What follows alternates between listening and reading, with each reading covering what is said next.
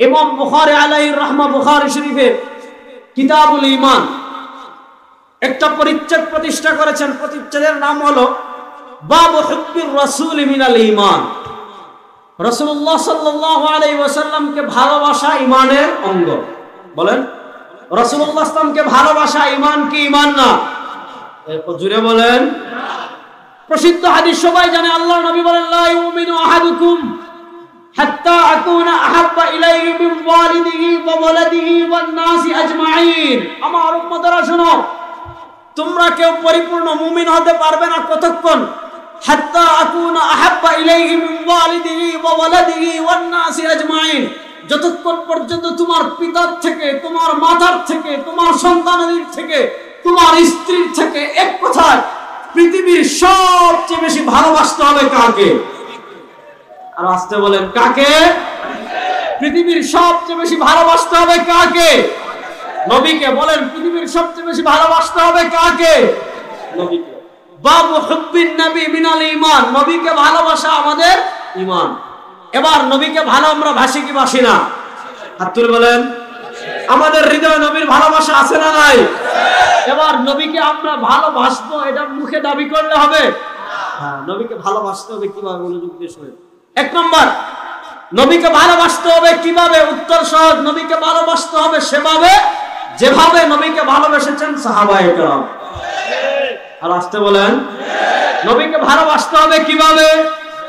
সবাই বলেন, রাসূলুল্লাহ সাল্লাল্লাহু আলাইহি ওয়াসাল্লামকে ভালোবাসতে হবে যেভাবে ভালোবেসেছেন কারা? এবার দেখেন, নবী করিম সাল্লাল্লাহু আলাইহি ওয়াসাল্লামকে সাহাবায়ে কেরাম ভালোবেসেছেন কিভাবে? রাসূলুল্লাহ সাল্লাল্লাহু আলাইহি ওয়াসাল্লাম সাহাবায়ে কেরাম রাসূলুল্লাহ সাল্লাল্লাহু আলাইহি ওয়াসাল্লামকে ভালোবেসেছেন ইত্তিবায়ে রাসূল তথা রাসূলুল্লাহ সাল্লাল্লাহু আলাইহি ওয়াসাল্লামের আনুগত্যের মাধ্যমে। কিসের মাধ্যমে? এবার বলুন, প্রকৃত আশিকে রাসূলকে, প্রকৃত রাসূলের প্রেমিককে, যার ভেতর রাসূলের আদর্শ আছে, যার ভেতর রাসূলের আনুগত্য আছে, সে প্রকৃত আশিকে রাসূল। যার ভেতর রাসূলের আনুগত্য নাই, যার ভেতর রাসূলের অনুসরণ নাই, যার ভেতর সাহাবায়ে কেরামের আনুগত্য নাই, যার ভেতর সাহাবায়ে কেরামের অনুসরণ নাই, সে আশিকে রাসূল না ভণ্ড? আসতে বলেন, আশিকে রাসূল না ভণ্ড?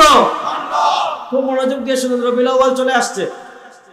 রবিউল আউয়াল মাস আসলে আমাদের উলামায়ে দেওবন্দের ব্যাপারে সবচেয়ে বড় যে ফতোয়াটা আমাদের কিছু ভাই বলেন যে আমরা গুস্তাখে রাসূল, নাউযুবিল্লাহ, যে আমাদের মধ্যে রাসূলুল্লাহ সাল্লাল্লাহু আলাইহি ওয়াসাল্লামের কি নাই? আশক নাই।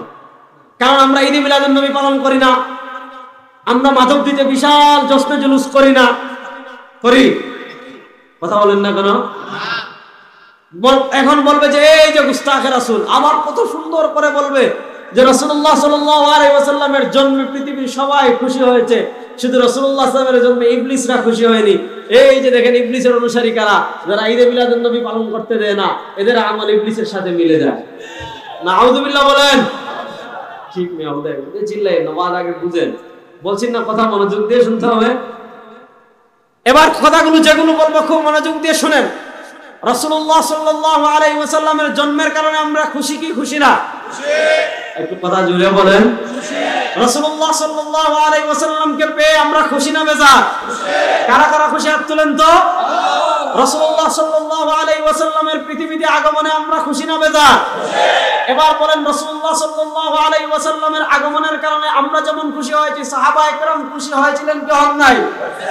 ব্যাপারটা বুঝুন, পেশ কিন্তু আমি লাগাইতেছি। আপনারা আমরাও খুশি হয়েছি, সাহাবায়ে কেরামও খুশি হয়েছে। এবার বলেন, রাসূলুল্লাহ সাল্লামের খুশি আমরাও প্রকাশ করতে চাই, সাহাবায়ে কেরামও প্রকাশ করতে চাই। এবার আমাদের খুশি প্রকাশ আর সাহাবায়ে কেরামের খুশি প্রকাশের সাথে মিল থাকার প্রয়োজন আছে না নাই? আছে। আমার কথাগুলো খুব মনোযোগ দিয়ে শুনেন। রাসূলুল্লাহ সাল্লামের জন্মের আচ্ছা আমাদের পৃথিবীতে আমরা যত মুসলমান আছি, বর্তমান পৃথিবীতে আমরা যত মুসলমান আছি, হানাফি বলেন, শাফি বলেন, হাম্বলি বলেন, মালিকি বলেন, সুন্নি বলেন, দেওবন্দি বলেন, এই বলেন, সেই বলেন, যত ঘরানার যত মুসলমান পৃথিবীতে আছে, সব মুসলমানের ইশকে রাসূল, রাসূলের মহব্বত যদি এক পাল্লায় তুলেন, আর সিদ্দিক আকবর আবু বকর রাদিয়াল্লাহু তাআলা আনহুর হিজরতের রাতের ইশকে নবীর মহব্বত, রাসূলের মহব্বত আরেক পাল্লায় তুলেন, বরং তো ইশকে রাসূলের পাল্লা কার ভারী হবে? এবার বলেন রাসূলুল্লাহ সাল্লাল্লাহু আলাইহি ওয়াসাল্লামের জন্মের কারণে আবু বকর খুশি হয়েছিলেন কি হন নাই? জোরে বলতে হবে। রাসূলুল্লাহ সাল্লাল্লাহু আলাইহি ওয়াসাল্লামের জন্মের কারণে হযরত ওমর ইবনুল খাত্তাব খুশি হয়েছেন কি হন নাই? কতটুকু খুশি হয়েছিলেন? হযরত ওমর ইবনুল খাত্তাব রাদিয়াল্লাহু তাআলা আনহু যেদিন আল্লাহর নবী ইন্তেকাল করেছেন, হযরত ওমর ইবনুল খাত্তাব রাদিয়াল্লাহু তাআলা আনহু রাসূলুল্লাহ সাল্লাল্লাহু আলাইহি ওয়াসাল্লামের ইন্তেকালের কথা শুনে নাঙ্গা তরবারি নিয়ে বের হয়েছেন। আর নাঙ্গা তরবারি নিয়ে বের হয়ে বলেছেন, মান ক্বালা আন্না মুহাম্মাদান মাতা ফাকাত কাতালতু, যে বলবে নবী মুহাম্মদুর রাসূলুল্লাহ সাল্লাল্লাহু আলাইহি ওয়াসাল্লাম পৃথিবী থেকে চলে গিয়েছেন, আমি ওমর ইবনুল খাত্তাব বলি তাকে পৃথিবীতে জীবিত রাখবো না, হত্যা করে ফেলবো। এরা ছিলেন প্রকৃত আশিকে রাসূল। রাসূল করিম সাল্লাল্লাহু আলাইহি ওয়াসাল্লাম বদরের যুদ্ধের দিন যখন পরামর্শ করতেছেন, হযরত মিকদাদ রাদিয়াল্লাহু তাআলা আনহু দাঁড়িয়ে বলেছিলেন, ইয়া রাসূলুল্লাহ লা নাকুল কামা ক্বালা আসহাবু মূসা ইযহাব আনতা ওয়া রাব্বুকা ফাকাতিলা ইন্না হাউনা কাঈদুন নুকাতিলু আন ইয়ামিনিক ওয়া আন শিমালিক।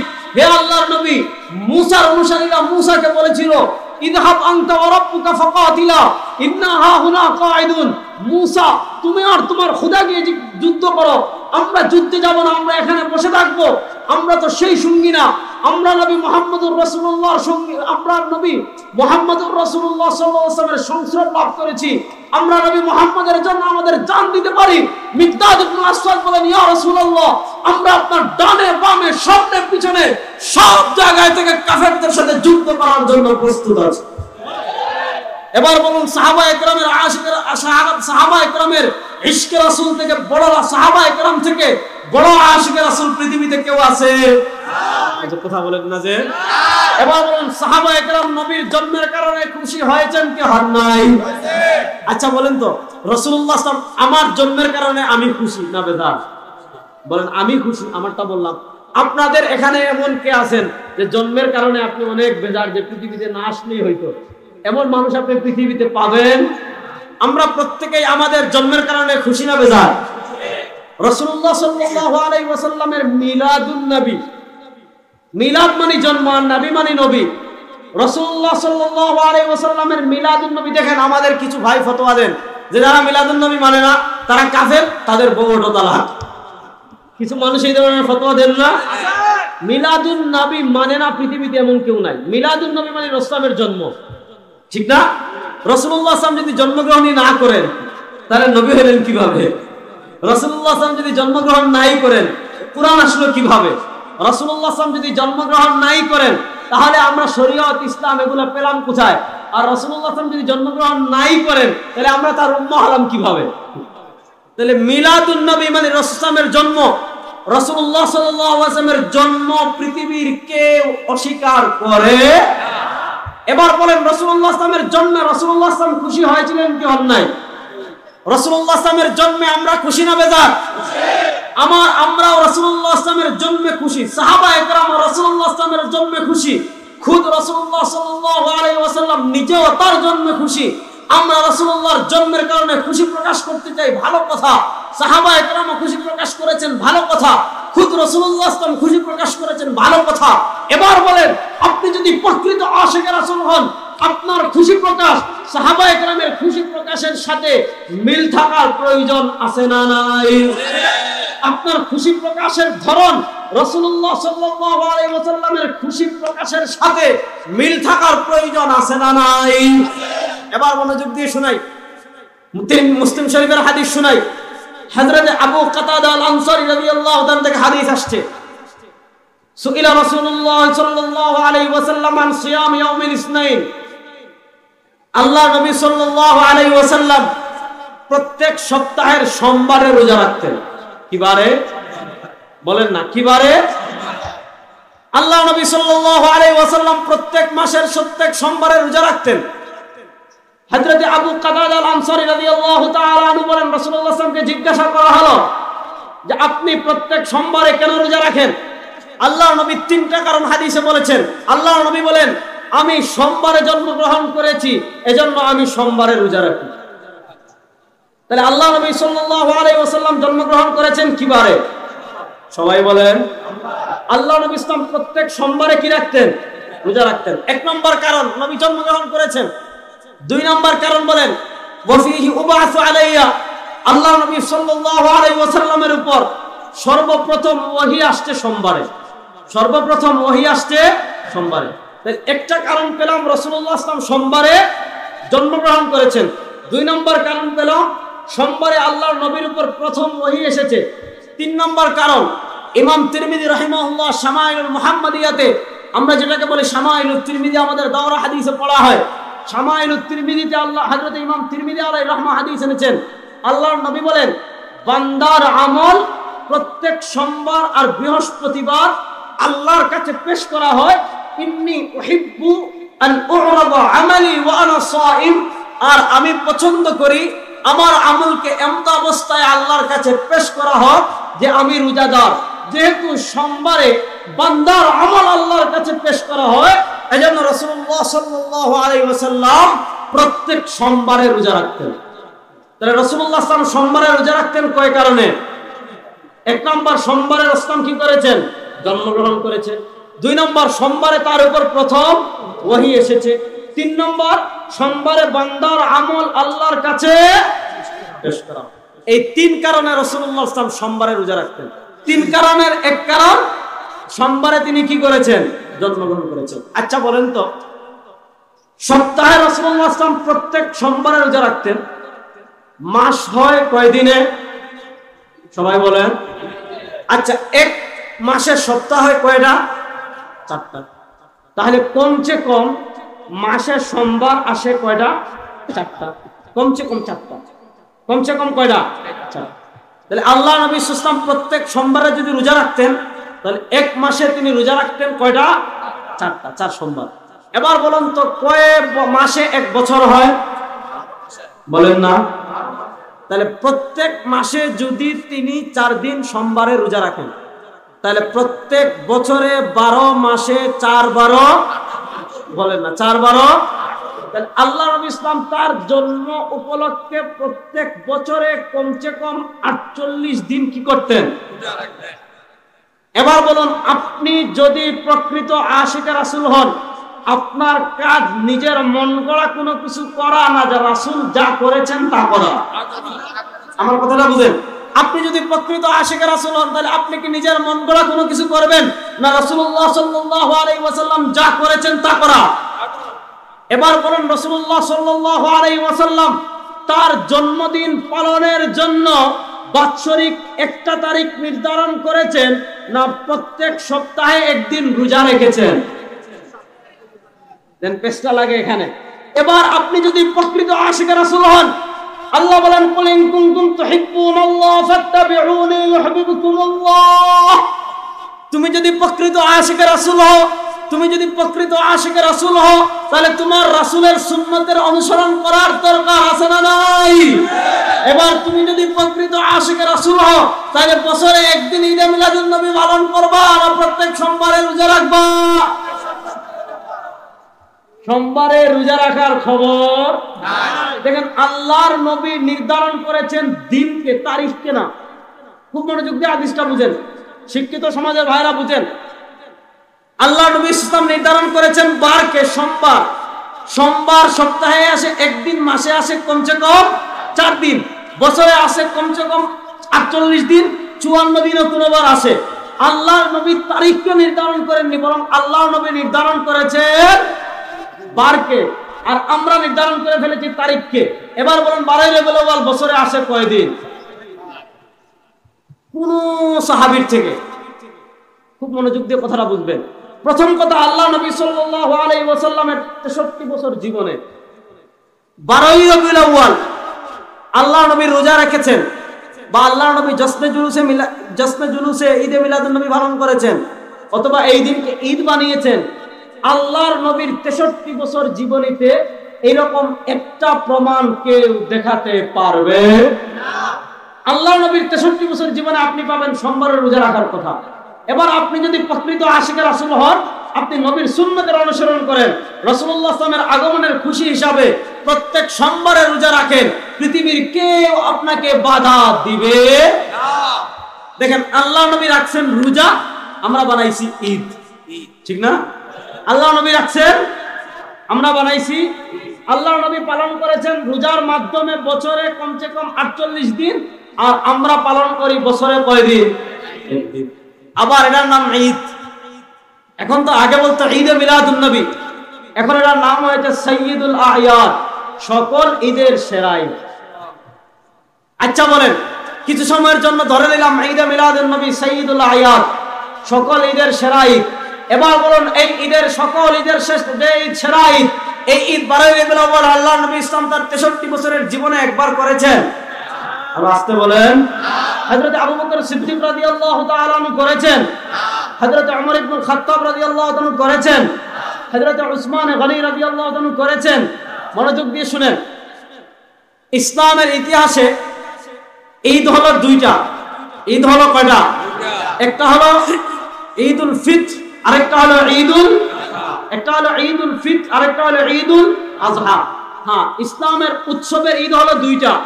আল্লাহ নবী বলেন, লা তাত্তাখিযু ইয়াওমান ঈদা, তোমরা নিজেদের পক্ষ থেকে কোন দিনকে ঈদ বানায়ো না। মনোযোগ দিয়ে হাদিসটা বুঝেন।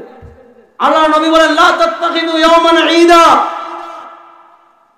নিজেদের পক্ষ থেকে কোন দিনকে ঈদ বানায়ো, ওয়ালা তাত্তাখিযু শাহরান ঈদা, নিজেদের পক্ষ থেকে কোন মাসকেও তোমরা ঈদ বানায়ো। দেখেন, আল্লাহ নবী যেহেতু নিষেধ করেছেন, এজন্য ঈদুল আযহা, ঈদুল ফিতর এই প্রধানত দুইটা ঈদ। আর শাব্দিক অর্থে জুমা এবং আরাফার দিনকে ঈদ বলা হয়েছে। এর বাহিরে ইসলামের ইতিহাসের প্রথম 700 বছরে কোন ঈদ আপনি পাবেন? কোন ঈদ পাবেন? আরেকটা ঈদ পাবেন, যে ঈদটা পালন করতো রাফিজিরা। এবং ইমাম ইবনে রাজব হাম্বলী রাহমাতুল্লাহ আলাইহি লতাইফুল মাআরিফের ভেতর ওই রাফিজিদের এই ঈদ, যে ঈদকে তারা ঈদে গাদির, যে ঈদকে তারা বলতো ঈদে গাদির, আপনারা দেখেছেন চট্টগ্রামের অনেক সুন্নি এখন শিয়া হয়ে গেছে। এজন্য মুহররম মাস আসলেই দেখবেন আমাদের রেজাখানি বেরলভীদের একটা গ্রুপ, বিশাল গ্রুপ, এদের কাজই হলো আমিরে মুআবিয়া রাদিয়াল্লাহু তাআলাকে গালিগালাজ করা। দেখেন নাই? তো এরা দেখবেন এর এই রাফিজিদের একটা ঈদ আছে ঈদে গাদির। আমাকে দাওয়াত করেছিল যে আপনিও আসেন। আমি বলছি এই সমস্ত ফালতু বিষয় নিয়ে টকশো করার টাইম আমার নাই। ওই ঈদে গাদিরে খুব একটা ঈদ পাওয়া যায় যেটা রাফিজিরা করতো। এছাড়া ইসলামের ইতিহাসে প্রথম 700 বছরে ঈদে মিলাদুন নবী নামে কোন ঈদ ছিল? আর আসতে বলেন, ধীরে বলেন, ঈদে মিলাদুন নবী নামে কোন ঈদ ছিল? আল্লাহ নবীর জন্য আমি খুশি, অবশ্যই খুশি। আল্লাহ নবীর জন্মের খুশি আমি প্রকাশ করতে চাই, অবশ্যই করতে চাই। আল্লাহ নবীর কারণে তুমি কি আনন্দিত হও? অবশ্যই হয়েছি। তো আল্লাহ নবীর জন্মের কারণে আমি আনন্দিত হয়েছি, আল্লাহ নবীর জন্মের কারণে আমি খুশি হয়েছি, আল্লাহ নবীর জন্মের খুশি আমি প্রকাশ করতে চাই।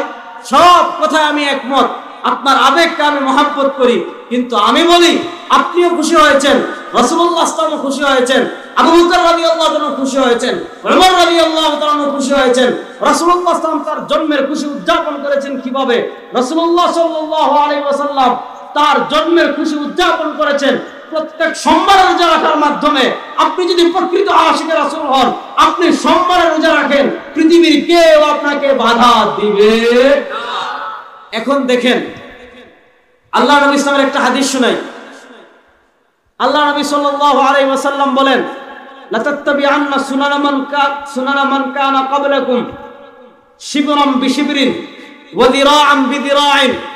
আমার উম্মতেরা শোনো, কিয়ামতের আগে এমন একটা সময় আসবে, তোমরা ইহুদি নাসারাদের এমন অনুসরণ করবে, একদম শিবরাম বিশিবরিন, প্রত্যেক কদমে কদমে, চলতে ফিরতে, প্রত্যেকটা ক্ষেত্রে তোমরা কি করবে? ইহুদি খ্রিস্টানদের অনুসরণ করবে। হাত্তা লাউ সালাকু ফি জুহরি দাব্বিন লাসালাকতুমু, এমনকি যদি ইহুদি খ্রিস্টানরা গুইসাপের গর্তে প্রবেশ করাকে সফলতা মনে করে, মুসলমানরাও ইহুদি খ্রিস্টানদের অনুসরণ করে গুইসাপের গর্তে প্রবেশ করাকে সফলতা মনে করবে। দেখেন, মুসলমানরা আজকে ইহুদি খ্রিস্টানদের অনুসরণ করতে করতে করতে করতে গত বছর দেখলাম এই যে পাকিস্তানে গরম সুন্নি যারা আছে, বিশাল বড় কেক বানাইছে। কেকের ভিতর লিখছে হ্যাপি বার্থডে মুহাম্মদুর রাসূলুল্লাহ। আর আসতে বলেন, জোরে বলেন। এখন কি করছে? হ্যাপি বার্থডে ইয়া রাসূলুল্লাহ, হ্যাপি বার্থডে ইয়া হাবিবাল্লাহ, হ্যাপি বার্থডে ইয়া মুহাম্মদ, হ্যাপি বার্থডে ইয়া মুস্তাফা, এগুলো বলে বলে কেক কাটছে আর রাসূলুল্লাহ সাল্লাল্লাহু আলাইহি ওয়াসাল্লামের জন্মদিন কি করছে? পালন করছে।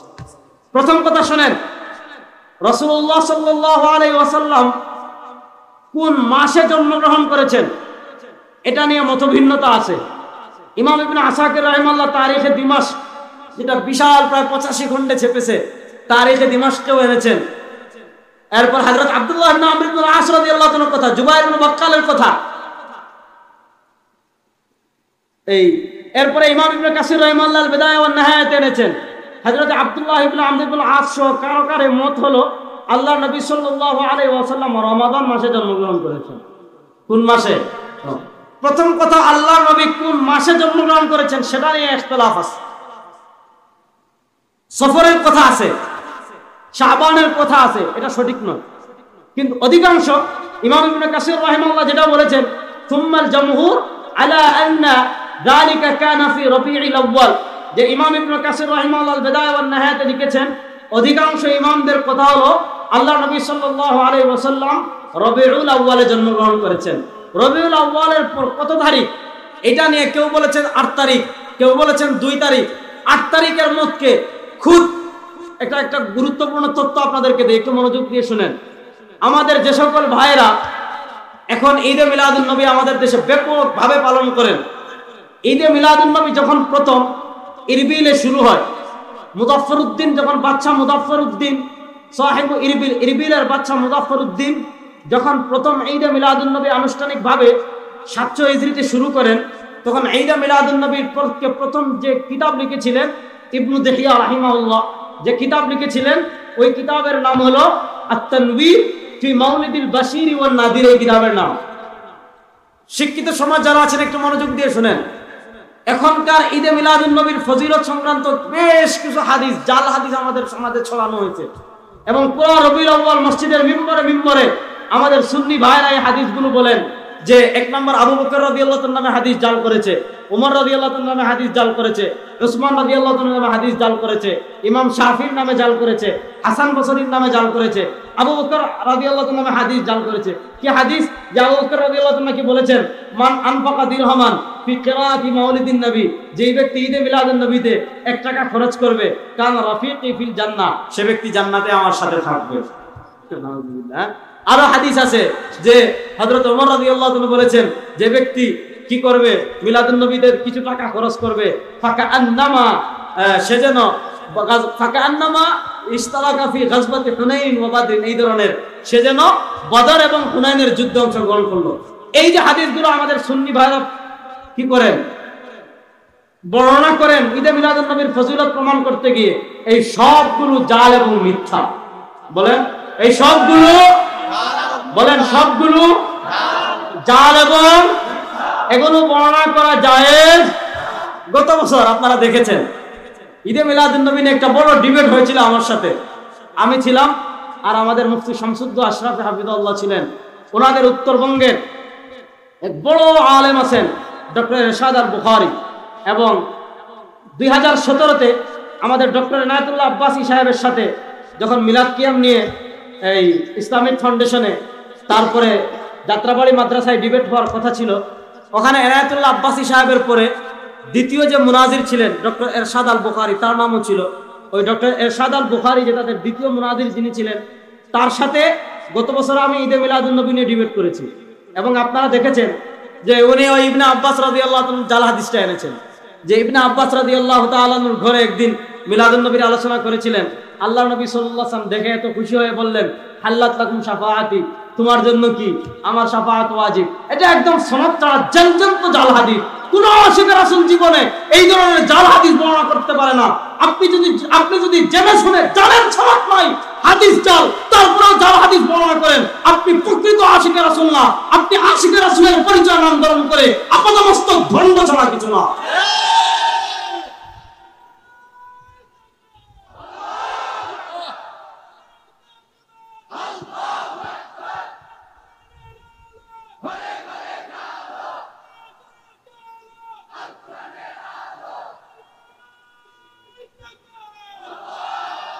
তো আমি যখন বললাম যে হাদিস জাল, এই হাদিসের সনদ পৃথিবীতে কেউ কিয়ামত পর্যন্ত দেখাতে পারবে না, তখন আমাদের ডক্টর এরশাদ বুখারী সাহেব বলেছেন আমি আহলে হাদিস হয়ে গেছি। আমি কি হয়ে গিয়েছি? আহলে হাদিস হয়ে গিয়েছি। যাক, তো যে কথা বললাম, প্রথম কথা 12ই রবিউল আউয়ালের ফজিলত সংক্রান্ত ইবনে আব্বাস রাদিয়াল্লাহু তাআলা নামে, আবু দারদা রাদিয়াল্লাহু তাআলা নামে, আবু বকর রাদিয়াল্লাহু তাআলা নামে, উসমান রাদিয়াল্লাহু তাআলা নামে, আলী রাদিয়াল্লাহু তাআলা নামে, ইমাম হাসান বসরির নামে, শাফিঈ রাহিমাহুল্লাহর নামে, আর নি'মাতুল কুবরা আলাল আলাম ইবনে হাজার হাইতামি রাহিমাহুল্লাহর রেফারেন্সে যতগুলো হাদিস বর্ণনা করা হয়, মাওলানা মুহাম্মদ আব্দুল মালিক হাফিজাহুল্লাহ মাসিক আল কাউসারে একবার বিস্তারিত লিখেছিলেন, এবং তিনি আল্লামা জাহিদ কাউসারী রাহিমাহুল্লাহ নাতির মাধ্যমে তাহকিক তালিক করে দেখিয়েছেন।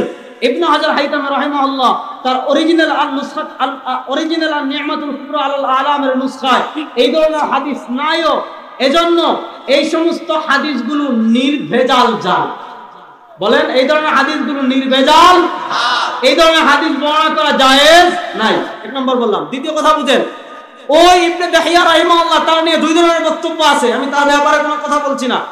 ইবনে দাহিয়া রাহিমাহুল্লাহ কিতাব লিখেছিলেন আত-তানবীর ফি মাউলিদিল বাশীর ওয়ান নাযীর। সেই কিতাবে ইবনে দাহিয়া রাহিমাহুল্লাহ এই কথা লিখেছেন যে রাসূলুল্লাহ সাল্লাল্লাহু আলাইহি ওয়াসাল্লাম 8 রবিউল আউয়াল জন্মগ্রহণ করার মতামতটা বেশি বিশুদ্ধ আছে। কত রবিউল আউয়াল? দেখেন, 12ই রবিউল আউয়াল রাসূলুল্লাহ সাল্লাল্লাহু আলাইহি ওয়াসাল্লামের জন্মের বিষয়টা প্রসিদ্ধ, কিন্তু বিশুদ্ধ মত হলো রাসূলুল্লাহ সাল্লাল্লাহু আলাইহি ওয়াসাল্লাম জন্মগ্রহণ করেছেন 8 রবিউল আউয়াল। কত রবিউল আউয়াল? কথা বলেন না যে রাসূলুল্লাহ সাল্লাল্লাহু আলাইহি ওয়াসাল্লাম জন্মগ্রহণ করেছেন 8 রবিউল আউয়াল। এরপরে আছেন আমাদের সালাফ, আমাদের সুন্নি ভাইদের আলা হযরত যিনি আহমদ রেজা খান ফাজিলে বেরলভী, আমরা তার নাম অনেকে শুনেছি, এবং আমাদের সুন্নি ভাইরা তাকে আলা হযরত বলেন। উনি সবচেয়ে বড় হযরত তাদের। উনি যতগুলো ঘৃণিত কাজ করেছিলেন, তার ঘৃণিত কাজগুলোর ভিতর একটা কাজ ছিল হুসামুল হারামাইন। হুসামুল হারামাইন, তিনি একটা কিতাব লিখেছিলেন, যে কিতাবে তিনি ফতোয়া দিয়েছিলেন কাসিম নানতবী রহমতুল্লাহ আলাইহি, রশিদ আহমদ গাঙ্গুই রাহিমাহুল্লাহ, তারপর হলো এই যে খলিল আহমদ সাহারানপুরি রহমতুল্লাহ আলাইহি, আশরাফ আলী থানভী রাহিমাহুল্লাহ, এই চারজন কাফের। আর আসতে বলেন। এবং তার ফতোয়া আপডেট আছে। এক পর্যায়ে তিনি এই কথাও লিখেছেন তার মালফুজাতের ভিতর, এরা এমন জঘন্য পর্যায়ের কাফের, মান শাক্কা ফি কুফরিহিম ফাহুয়া কাফির, যে এদেরকে যারা কাফের মানবে না তারাও কাফের। এই যে আজকে দেখেন না, বাংলাদেশে আমাদের সুন্নি ভাইরা পান থেকে চুল কষলে কাফের কাফের কাফের কাফের কাফের। এখন তো কাফের কাফের বলতে পারে না, এখন বলে কাফের কাফের কাফের কাফের। শুনেন নাই? মানে এখন দেখেন, পৃথিবীর সবচেয়ে স্পর্শকাতর বিষয় হলো কাউকে কাফের ফতোয়া দেওয়া, ঠিক না? এখন তো পৃথিবীর সবচেয়ে সহজ বিষয় হয়ে গেছে পান থেকে চুল খসলে অমুক কাফের, অমুক কাফের, অমুক কাফের। অথচ আপনি ইকবারুল মুলহিদিন পড়েন, ইমামুল হাসান আল্লাহ মানওয়ার শাহ কাশ্মীর রাহিমাহুল্লাহ ইকবারুল মুলহিদিন পড়েন, তারপর হলো ইকবারুল মুলহিদিন, তারপর হলো মুফতি মুহাম্মদ শফি রহমতুল্লাহ আলাইহি, মুফতি আজম, তার লেখা জাওয়াহিরুল ফিক এর প্রথম খণ্ডে উসুলুল আফকার ফি উসুলিল আকফার, দুইটা রিসালা আছে মুফতি মুহাম্মদ শফি রাহিমাহুল্লাহ। তো আমি তাকফীরের মূলনীতি নিয়ে বিস্তারিত আলোচনা করা আমার এখানে উদ্দেশ্য না। ওই আহমদ রেজা খান ফাজিলে বেরলভীর অনুসারী যারা, ওই আহমদ রেজা খান ফাজিলে বেরলভী অন্যায়ভাবে তাকফীরের দরজা চালু করে গিয়েছিলেন। কাসিম নানতবী রাহিমাহুল্লাহকে তাকফীর করেছিলেন, রশিদ আহমদ গাঙ্গুই রাহিমাহুল্লাহকে তাকফীর করেছিলেন। উনি কাসিম নানতবী রাহিমাহুল্লাহর একটা কিতাব আছে তাহযীরুন নাস আলা ইনকারি আসার ইবনে আব্বাস, লম্বা কথা বলছি না, তালিবুল ইলম ভাইরা ভালো করে শুনো। তাহযীরুন নাস আলা ইনকারি আসার ইবনে আব্বাস, ওই কিতাবের তিন জায়গা থেকে তিন ইবারত এনে মিলিয়ে কাসিম নানতবী রাহিমাহুল্লাহর ব্যাপারে অপবাদ দিয়েছেন যে কাসিম নানতবী রাহিমাহুল্লাহ নাকি বলেছেন মুহাম্মদ সাল্লাল্লাহু আলাইহি ওয়াসাল্লাম শেষ নবী না। আচ্ছা, দেওবন্দীদের আকীদা যদি হয় মুহাম্মদ শেষ নবী না, তাহলে খতমে নবুয়তের পক্ষে একটু আগে আমাদের মুরব্বী আল্লামা আব্দুল হামিদ পীর সাহেব মধুপুরী হাফিজাহুল্লাহ বলে যান নাই? তো আলা হযরত যতগুলো জুলুম করেছিলেন, আকাবিরে দেওবন্দের উপর যতগুলো তুহমত দিয়েছিলেন, এই তুহমতগুলোর ভিতরে একটা ছিল উনি তাহযীরুন নাসের ইবারত কাটছাট করে কাসিম নানতবী রাহিমাহুল্লাহকে তাকফীর করেছিলেন, বলেছিলেন কাসিম নানতবী রাহিমাহুল্লাহ কাফের। তারপর রশিদ আহমদ গাঙ্গুই রাহিমাহুল্লাহ ফতোয়া রশিদিয়াত থেকে একটা মাসআলা নিয়ে রশিদ আহমদ গাঙ্গুহি রাহিমাহুল্লাহর ব্যাপারে অপবাদ দিয়েছিলেন যে রশিদ আহমদ গাঙ্গুহি রাহিমাহুল্লাহ নাকি বলেছেন আল্লাহ পাক মিথ্যা বলতে পারেন। অর্থাৎ রশিদ আহমদ গাঙ্গুহি রাহিমাহুল্লাহ তালিফাতে রশিদিয়ার শুরুতে ফতোয়ায়ে রশিদিয়ার ভূমিকায় আছে, ফতোয়ায়ে রশিদিয়ার ভূমিকায় এই কথাগুলো আছে যে যদি কেউ এই কথা বলে আল্লাহ মিথ্যা বলতে পারেন, রশিদ আহমদ গাঙ্গুহি রাহিমাহুল্লাহ নিজে বলেন সে কাফের। রশিদ আহমদ গাঙ্গুহি রাহিমাহুল্লাহ ফতোয়া রশিদিয়া উলামায়ে কেরাম আছে, খুলে দেখেন। রশিদ আহমদ গাঙ্গুহি রাহিমাহুল্লাহ আরেকটা মাসআলা আছে আল্লাহর কুদরতের ইমকান কতটুকু, এটা নিয়ে আকীদার অনেক ইন্নাল্লাহ আলা কুল্লি শাইইন কাদির এটার অধীনে কিছু আলোচনা আছে, কিন্তু আল্লাহ মিথ্যা বলতে পারে এই কথা রশিদ আহমদ গাঙ্গুহি রাহিমাহুল্লাহ কোথাও বলেন, সম্পূর্ণ অপবাদ। এবং আমাদের অনেক ভাই আমরা তাকে শ্রদ্ধা করি, কোনো আমাদের সাথে কারো কোনো দ্বন্দ্ব নাই।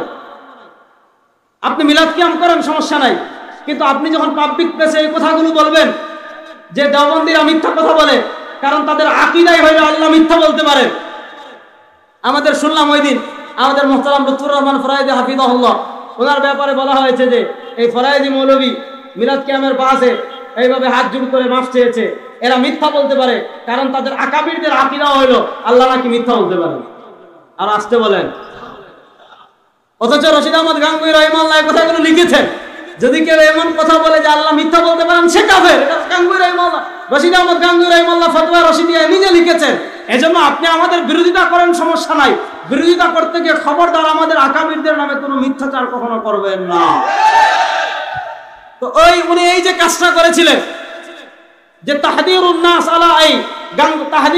আলা ইনকার ইয়াসার ইবনে আব্বাস, এখান থেকে কিছু ইবারত কাটছাট করে আর ফতোয়ার তালিফা এই ফতোয়া রশিদিয়া থেকে ইবারত নিয়ে আমাদের আকাবিরদের বিরুদ্ধে ফতোয়া দিয়েছিলেন যে রশিদ আহমদ গাঙ্গুহি কাফের, আশরাফ আলী থানভী কাফের, তারপর হইলো কাসিম নানতবী কাফের, খলিল আহমদ সাহারানপুরী রাহিমাহুল্লাহ কাফের, এবং এইটাও বলেছেন তাদেরকে যারা কাফের মানবে না তারাও কাফের।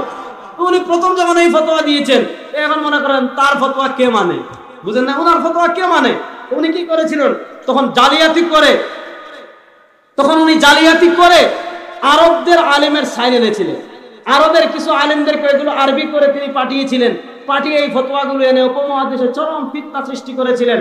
হুসামুল হারামাইন নামে কিতাব লিখে, তার পরবর্তীতে আমাদের আকাবিরগণ কিতাব লিখে আকাবিরে দেওবন্দের আকীদাকে সুস্পষ্ট করেছেন যে আসলে উনি আমাদের ব্যাপারে মিথ্যাচার করেছে, আমাদের আকীদা এগুলোও না, আমরা এগুলো বলিনি, তারপর তারা রুজু করেছেন, সেদিকে আমি যাচ্ছি না।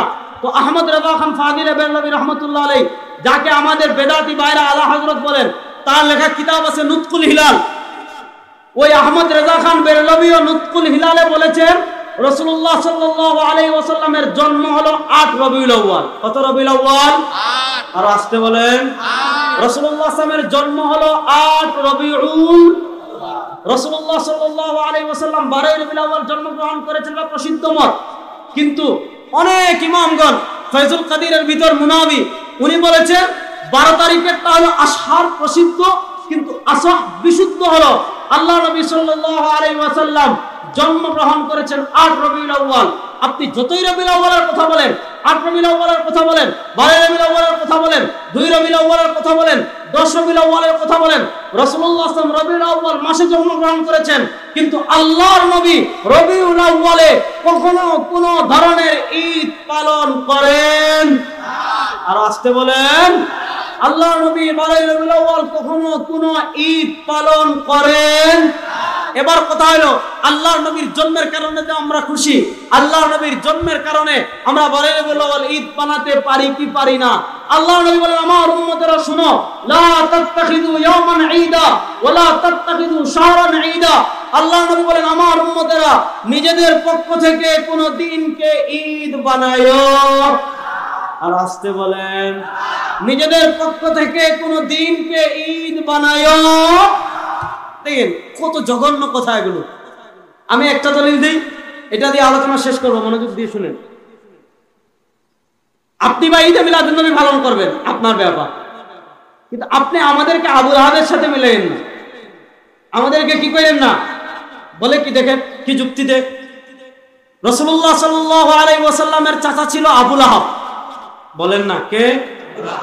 আবু লাহাবের তো তাব্বাত ইয়াদা আবি লাহাবিম আছে না, তাব্বাত ইয়াদা আবি লাহাবিম ওয়া তাব মা আগনা আনহু মালুহু ওয়া মা কাসাব। আবু লাহাব এর এক দাসী ছিলেন হযরত সুয়াইবা রাদিয়াল্লাহু তাআলা আনহা। হযরত উরওয়া রাহিমাহুল্লাহ থেকে তালিক সূত্রে ইমাম বুখারীতে আনছেন, একটু মনোযোগ দিয়ে শুনেন। রাসূলুল্লাহ সাল্লাল্লাহু আলাইহি ওয়াসাল্লামের পিতা আমরা জানি তার জন্মের আগে ইন্তেকাল করেছেন। রাসূলুল্লাহ সাল্লাল্লাহু আলাইহি ওয়াসাল্লাম যখন জন্মগ্রহণ করেছেন, রাসূলুল্লাহ সাল্লাল্লাহু আলাইহি ওয়াসাল্লামের লালন পালন প্রথম দুগ্ধমার ভিতরে একজন ছিলেন সুয়াইবা, যিনি আবু লাহাবের দাসী ছিলেন। তো আবু লাহাবের কাছে সুয়াইবা গিয়ে সংবাদ দিয়েছে যে তোমার ভাই আব্দুল্লাহর একটা ছেলে হয়েছে। তো আবু লাহাব তখন খুশি হয়ে সুয়াইবাকে কি করেছে, আজাদ করে দিয়েছে। তো আবু লাহাব ইন্তেকালের পর তার পরিবারের কিছু সংখ্যক মানুষ, পরিবারের একজন সদস্য রাআ ফি শাররি হিবা, তাকে দেখলো জাহান্নামে আবু লাহাবকে প্রচন্ড আযাব দেওয়া হচ্ছে, জাহান্নামে আবু লাহাবকে প্রচন্ড শাস্তি দেওয়া হচ্ছে। জিজ্ঞাসা করলো আবু লাহাব, আল্লাহ তোমার সাথে কি আচরণ করেছেন? আবু লাহাব বলে, আমার কোনো অবস্থা নাই, আমার অবস্থা কোনো অবস্থা নাই, আমাকে খুব আযাব দেওয়া হচ্ছে, আমার খুব শাস্তি দেওয়া হচ্ছে। ইল্লা ইন্নী সুকিতু ফি হাদিহি বিইতাকাতি সুয়াইবা। রাসূলুল্লাহ সাল্লাল্লাহু আলাইহি ওয়াসাল্লাম মুহাম্মদের সংবাদ, জন্মের সংবাদ যখন আমাকে সুয়াইবা দিয়েছিল, তখন আমি আবু লাহাব সুয়াইবাকে এই আঙ্গুলের ইশারায় আজাদ করেছিলাম। ওই যে আমি আঙ্গুলের ইশারায় মুহাম্মদকে আজাদ করেছিলাম, প্রত্যেক সোমবার যখন আসে আমার আঙ্গুলের মাথা দিয়ে এক প্রকারের পানি বের হয়, ওই পানি যখন আমি চুষি আমার একটু আরাম অনুভূত হয়। এটা হলো ঈদে মিলাদুন নবীর সবচেয়ে বড় দলিল। আর আমাদের বিপক্ষে গালিগালাজের একটা বড় হাতিয়ার হলো এই হাদিস, যে দেখো রাসূলুল্লাহ সাল্লাল্লাহু আলাইহি ওয়াসাল্লামের জন্মে আবু লাহাব খুশি হয়ে তার দাসী আজাদ করার কারণে যদি তার আযাব মাফ হয়, তাহলে আমরা ঈদে মিলাদুন নবী পালন করলে আমাদের সওয়াব হবে, অবশ্যই হবে।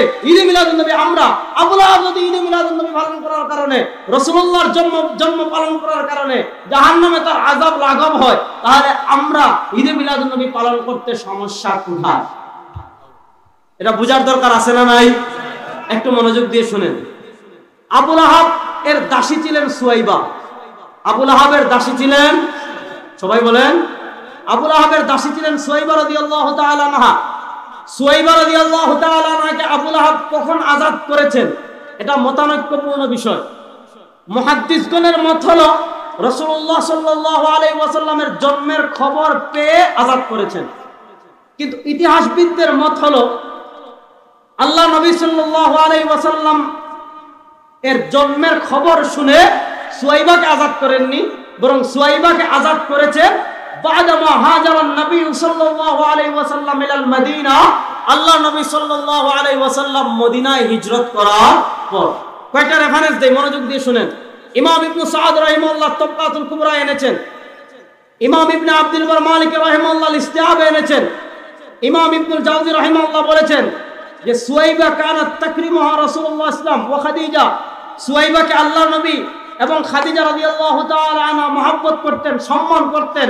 ওয়ালাম্মা হাজারান নবী সাল্লাল্লাহু আলাইহি ওয়াসাল্লাম ইলাল মদিনা, রাসূলুল্লাহ সাল্লাল্লাহু আলাইহি ওয়াসাল্লাম যখন মদিনায় হিজরত করেছেন, মদিনায় হিজরত করার পর আল্লাহ নবী সাল্লাল্লাহু আলাইহি ওয়াসাল্লাম মদিনায় হিজরত করার পর আবু লাহাব তাকে আজাদ করেছিলেন। তো মত হলো দুইটা। একমত অনুযায়ী আবু লাহাব সুয়াইবাকে আজাদ করেছিলেন। মুহাদ্দিসিনে কেরামের কিছু মুহাদ্দিসিনের মত অনুযায়ী রাসূলুল্লাহ সাল্লাল্লাহু আলাইহি ওয়াসাল্লামের জন্মের কথা শুনে, আবার কিছু কিছু মুহাদ্দিসদের মতে জন্মের কথা শুনে আজাদ করেননি, বরং রাসূলুল্লাহ সাল্লাল্লাহু আলাইহি ওয়াসাল্লাম মদিনায় হিজরত করার পর আজাদ করেছেন। পরের বিষয় আসেন যে আসলে আমরা ধরে নিলাম যে রাসূলুল্লাহ সাল্লাল্লাহু আলাইহি ওয়াসাল্লামের জন্মের কথা শুনে আবু লাহাব সুয়াইবাকে আজাদ করেছিলেন। এটা করার কারণে আসলেই কি আবু লাহাবের কবরে তার আযাব বা জাহান্নামের আযাব তার লাঘব হচ্ছে কি না? হাফেজ ইবনে হাজার আসকালানী রাহিমাহুল্লাহ ফাথহুল বারীতে আলোচনা করেছেন এবং বলেছেন আল্লাহ রাব্বুল আলামিন পবিত্র কোরআনে সুস্পষ্টভাবে বলে দিয়েছেন, কাফেররা যদি কোনো নেক কাজ করে ফাজআলনাহু হাবাআম মানসুরা, কাফেররা পৃথিবীতে যত ভালো কাজ করুক না কেন পরকালে এটার কোনো বিনিময় পাবে? আর আসতে বলেন, কাফেররা যত ভালো কাজ করুক না কেন এই ভালো কাজের বিনিময়ে পরকালে কোনো কিছু পাবে? এটা বলেছেন আল্লাহ। যেহেতু উরওয়া রাহিমাহুল্লাহর হাদিসটি এক নম্বর মুরসাল ইবনে হাজার আসকালানী ফাতুল বারীতে বলেছেন এক নম্বরে মুরসাল। 2 নম্বর এটা হলো কোরআনের সহিহ কোরআনের আয়াতের বিপরীত। 3 নম্বর হলো এটা একজন কাফের স্বপ্ন দেখেছে। আর স্বপ্ন কখনো শরীয়তের দলিল, আর আসতে বলেন এই মৌলিক জিনিসটা বুঝেন, স্বপ্ন কখনো শরীয়তের দলিল, স্বপ্ন দিয়ে কোনো ইবাদত প্রমাণ করা যাবে। স্বপ্নটা জাস্ট একটা সুসংবাদ। আপনি যদি ভালো স্বপ্ন দেখেন, আল্লাহর নবী বলেছেন এটা সুসংবাদ। আর খারাপ স্বপ্ন দেখলে 3 বার থুতু ফেলবেন, আল্লাহর কাছে আশ্রয় চাইবেন। স্বপ্ন কখনো দলিল, কথা বলেন না কেন? স্বপ্ন কখনো দলিল। এই জন্য আবু লাহাবকে কে স্বপ্ন দেখেছে, এই স্বপ্ন দিয়ে কখনো ঈদে মিলাদুন নবীর পক্ষে দলিল দেওয়া যাবে? আর আসতে বলেন, একটু জোরে বলেন না। স্বপ্ন দিয়ে কখনো ঈদে মিলাদুন নবীর পক্ষে দলিল দেওয়া যাবে? প্রথম কথাটা বুঝেন, ইসলামের প্রথম 700 বছর ঈদে মিলাদুন নবী নামে কোন ঈদ ছিল? এবার বলেন, প্রথম 700 বছর যে ঈদ ছিল না, এই ঈদ পালন না করলে আমরা গুস্তাখ রাসূল।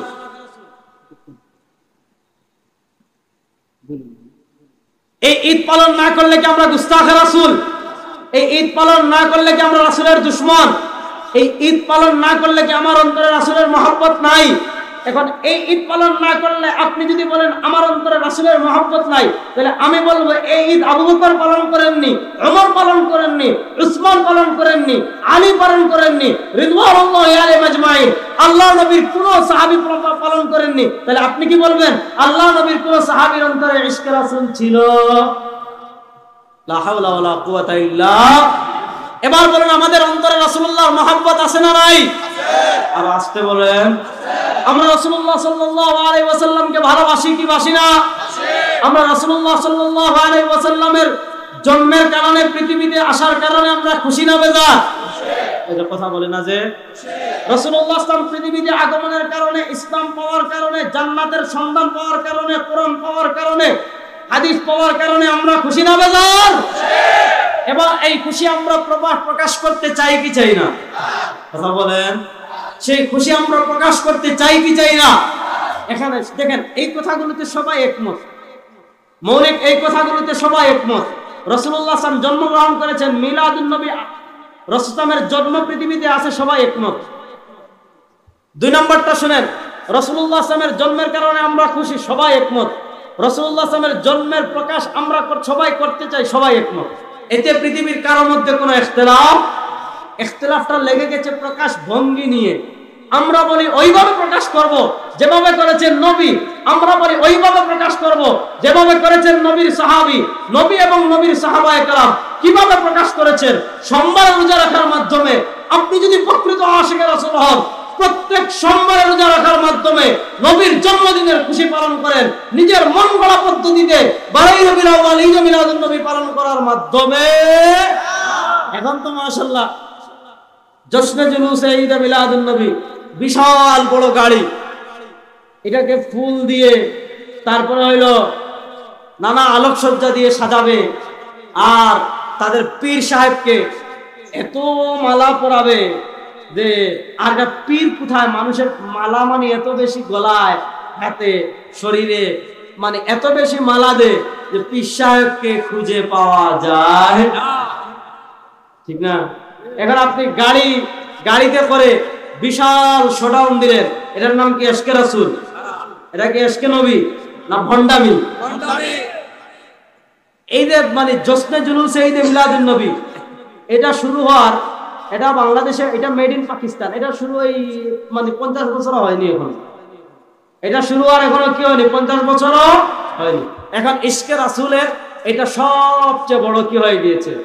এখন আপনারা তখন বলবে যে আপনি লং মার্চ করেন, আপনারা দূতাবাস ঘেরাও করেন, আপনারা মিছিল করেন, এটা করেন, ওইটা করেন। আপনারা যদি এটা ওইটা করেন, তাহলে আমরা এটা ওইটা করতে সমস্যা কি? এগুলো কোনো কথা না ভাই। আমরা লং মার্চ করি, এটা কোনো ইবাদত মনে করে করি? লং মার্চ এটা সাময়িক একটা বিষয়। যেহেতু বাংলাদেশে ইসলামী আইন নাই, বাংলাদেশে কি ইসলামী হুকুমত আছে? আর আসতে বলেন, বাংলাদেশে ইসলামী খিলাফত আছে? বাংলাদেশে ইসলামী আইনও নাই, ইসলামী হুকুমতও নাই, ইসলামী খিলাফতও নাই। এখন এটা একটা গণতান্ত্রিক দেশ। এখন গণতান্ত্রিক দেশে এটা হলো মানুষের প্রতিবাদের একটা ভাষা। তা আমরা প্রতিবাদ করার জন্য বাধ্য হয়ে এগুলো করি। যদি ইসলামী আইন থাকতো, ইসলামী হুকুমত থাকতো, আর বাংলাদেশের বিচার কাজা যদি ইসলামী আইন অনুযায়ী হইতো, তাহলে কোন নাস্তিকের বাচ্চা আল্লাহর নবীরে গালি দেওয়ার সাহস করতো? কথা বলেন না কেন? যদি বাংলাদেশে খিলাফা থাকতো, ইমারত থাকতো, তাহলে কোন নাস্তিক আল্লাহর নবীরে গালি দেওয়ার সাহস করতো? ইসলামী শরীআয় যতগুলো স্পর্শকাতর বিষয় আছে, এই স্পর্শকাতর বিষয়গুলোর একটা হলো শাতিমে রাসূল, অর্থাৎ রাসূলুল্লাহ সাল্লাল্লাহু আলাইহি ওয়াসাল্লামকে গালি দিয়ে যদি কেউ কাফের হয়। একটু মনোযোগ দিয়ে কথাটা বুঝবেন। ফিকহের কিতাবাদিতে এই ধরনের কথাগুলো পাওয়া যায়। ফতোয়া কাজী খানে আছে, ইবনে তাইমিয়া আস-সারিমুল মাসলুলে আছে, ইবনে আবিদিন শামী রাহিমাহুল্লাহ এই কথা লিখেছেন যে এক ব্যক্তি এই কথা বলেছে যে কানা রাসূলুল্লাহ সাল্লাল্লাহু আলাইহি ওয়াসাল্লাম তাবিল আয-যফর, অথবা বলেছে তাবিল আশ-শা'r, যে আল্লাহর নবীর নখ অনেক লম্বা লম্বা।